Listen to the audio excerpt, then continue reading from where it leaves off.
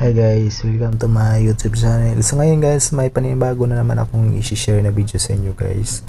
So sa video ito guys, sa video ito ipapakita ko lang sa inyo, pang madali ang video lang po ito guys. Ipapakita ko lang sa inyo guys kung paano natin kunin ang URL ng ating YouTube channel o paano natin copy paste yung link or URL ng ating YouTube channel.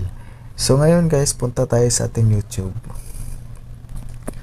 Ayun, example guys, ang kunin po natin na URL is yung YouTube channel natin. Gumamit ako ng dummy account na YouTube channel guys. Ito yung account na ginagamit ko, dummy account, para makaka-copy paste ko po yung URL ng aking YouTube channel or link. I-click natin dyan, tapos click natin ang ating YouTube channel, example ito, Jimmy TV. Tapos click natin ito guys, itong profile natin.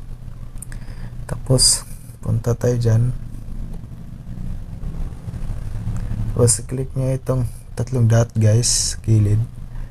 Tapos click nyo itong share at i-click nyo ang copy link. Ayun, ito na po yung URL natin guys o link ng ating YouTube channel. Tapos punta tayo sa Messenger guys, search natin ang pagpasahan natin ng URL natin, tapos search natin dito ang